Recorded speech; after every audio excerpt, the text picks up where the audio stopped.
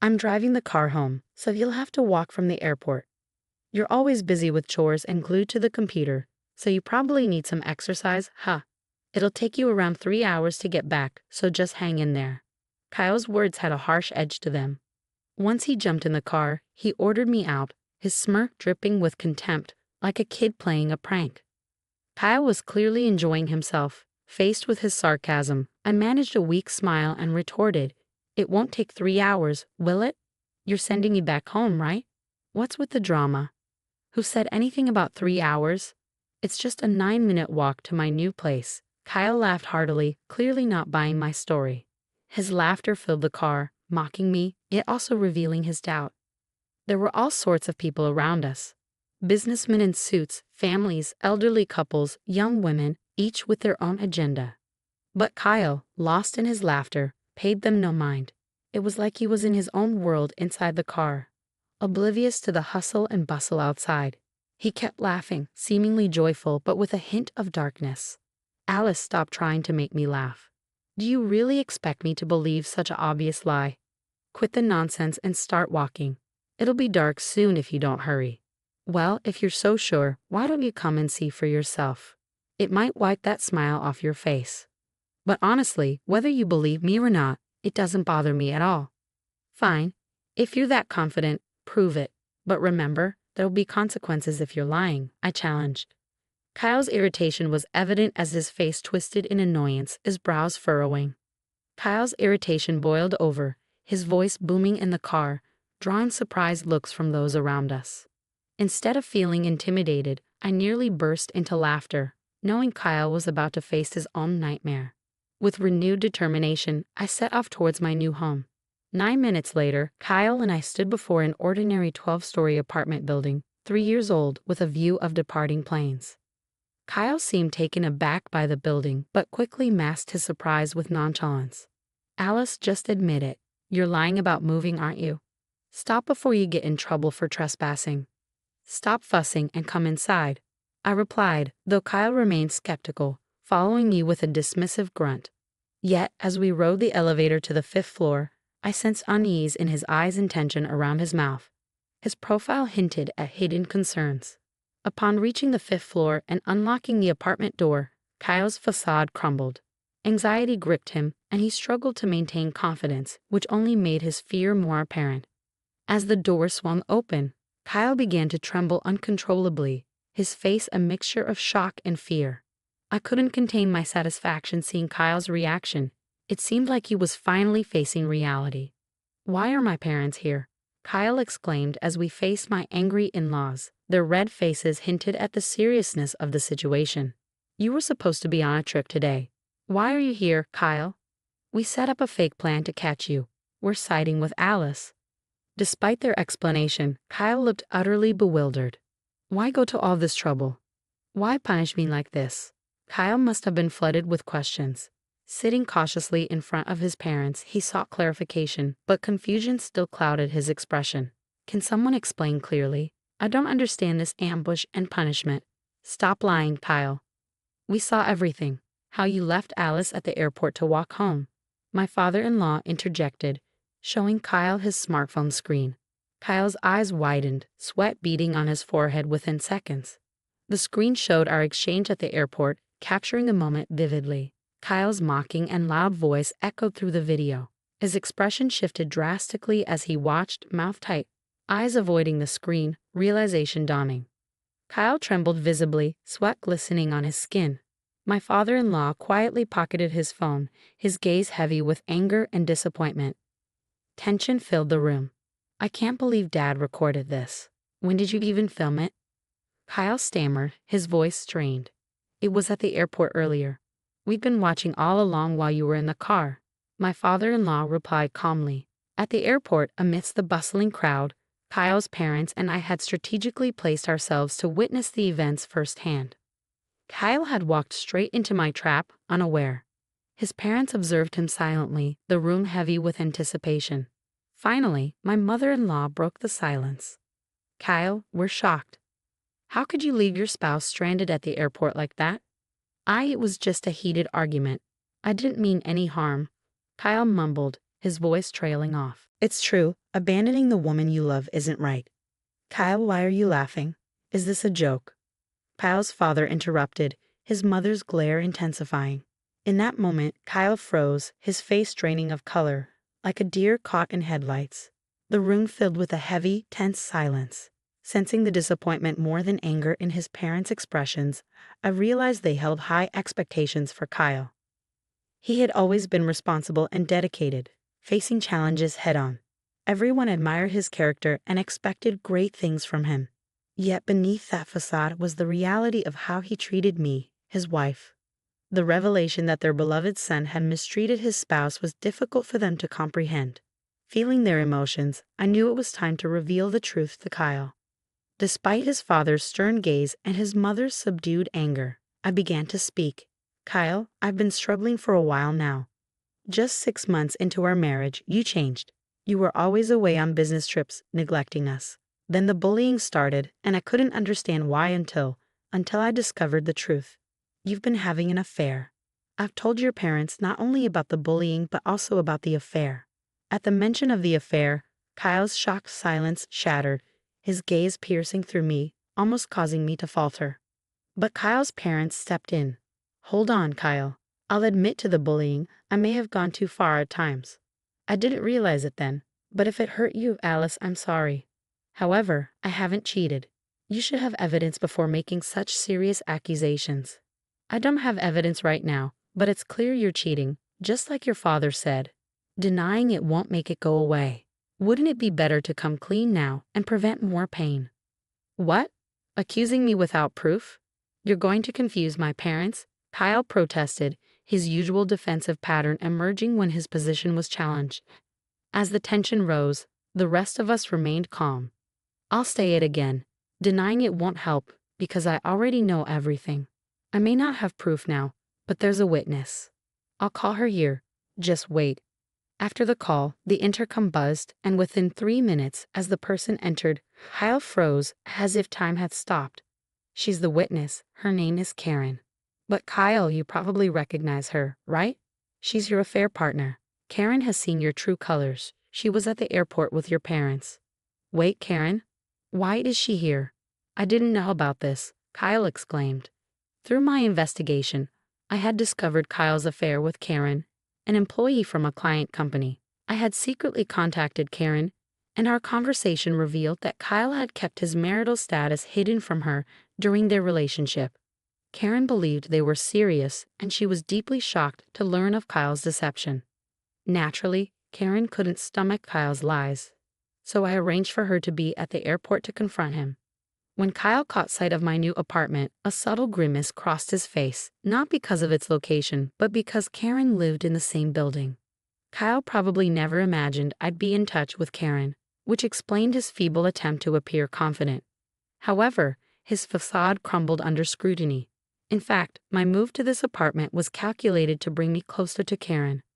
Kyle, even my picking you up from the airport today was part of the plan to expose your true self. While I may not have physical evidence, Karen herself has confessed to the affair, I informed Kyle, a mixture of scorn and disdain coloring my words as I revealed the truth to my unsuspecting husband who had underestimated me. Kyle ended up revealing his true colors all on his own. He probably thought I was just a stay-at-home wife with a computer hobby, assuming his affair would never come to light. It's almost pathetic, really, how I didn't see through it until after we were married, blinded by the idea of a perfect marriage. But now, the truth is crystal clear. Kyle has done something unforgivable. He deceived me, his parents, and Karen, and even when confronted, he tried to deny it all. All Kyle can do now is own up to his mistakes and apologize as soon as possible. There's no way out of this. Denying it will only make things worse for him. Alice, don't you think you're going too far? Surveillance at the airport, an ambush at our new home, and moving into the same building as Karen all over an affair seems extreme, Kyle protested. You don't understand, Kyle. While you might see it as just an affair, your actions have warranted this extreme response. You cheated with Karen, bullied me, and made life unbearable, all while hiding your true self from your own parents. It's time for you to face the reality of what you've done, I said firmly, meeting Kyle's gaze with unwavering clarity. his parents and Karen, echoing my sentiments, fixed stern looks on Kyle. My plan unfolded exactly as intended, catching Kyle off guard and leaving him with no excuses. Slowly, he began to apologize. "I'm so sorry. Karen was so beautiful and young, I couldn't resist lying to win her over. Everything Alice said about the bullying and wanting a divorce is true. I wanted Alice to be the one to initiate it," Kyle admitted, but before he could finish, my father-in-law erupted in rage. Without warning, he hoisted Kyle into the air, Kyle's legs flailing as he struggled. "When was the last time you actually talked to Alice, Kyle? She wanted to support you in every way, even starting her work from home for your sake, and yet you," Kyle was dropped abruptly, coughing and turning his gaze towards me. Since Kyle changed, there had been no meaningful conversation between us. He had stopped listening to anything I said.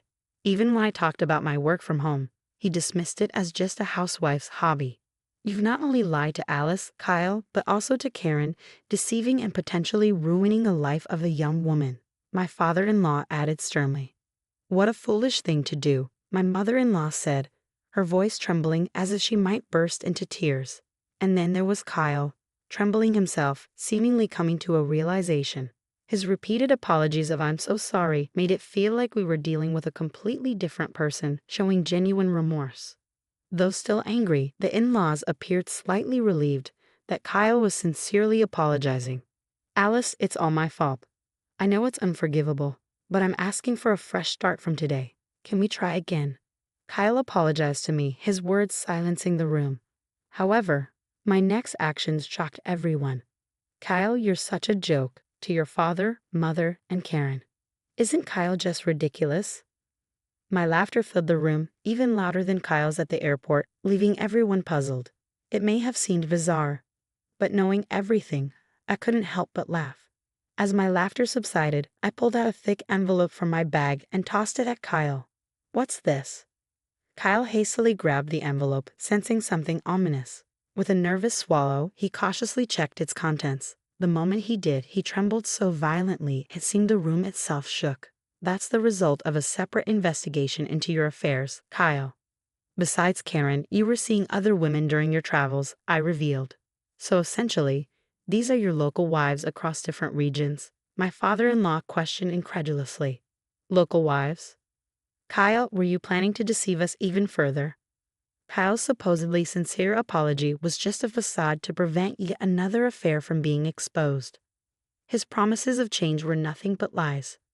Perhaps he believed if he could just get through this moment, everything else would somehow sort itself out. If so, he was truly foolish. "Kyle, all you can do now is get a divorce and pay alimony. I never want to see your face again, so let's handle the rest through our lawyers. Don't try to fool me. You claimed there was no evidence, yet you deceived me. Who deceived whom first? Do you finally understand how it feels to be deceived?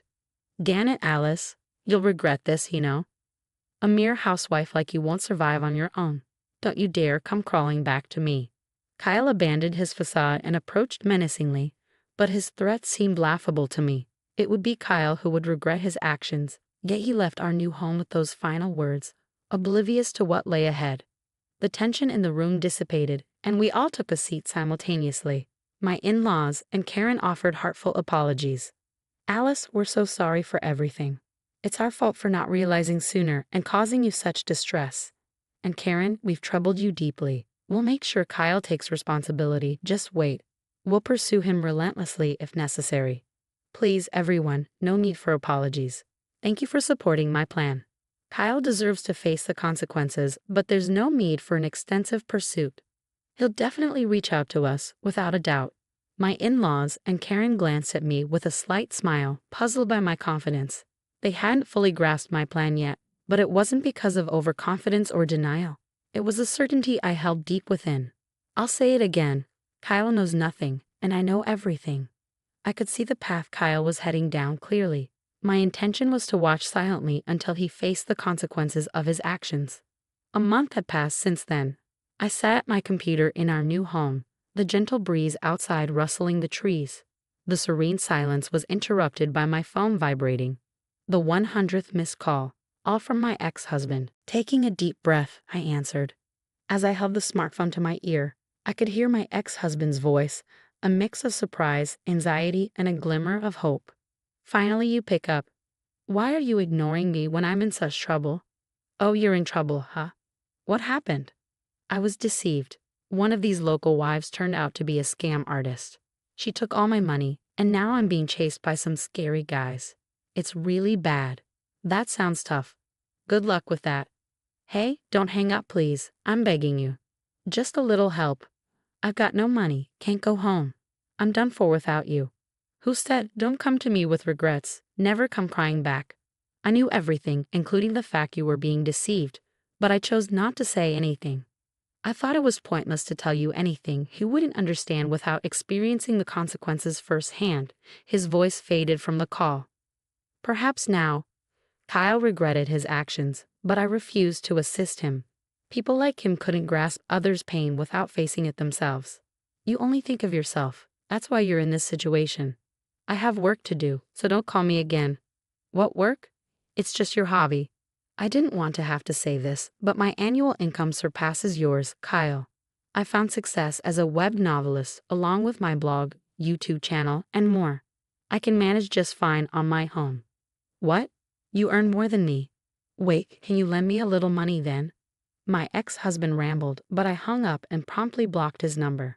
His selfishness left me sighing deeply until the end. Later, I learned from my in-laws about his situation. Realizing he couldn't rely on me, he turned to them for help.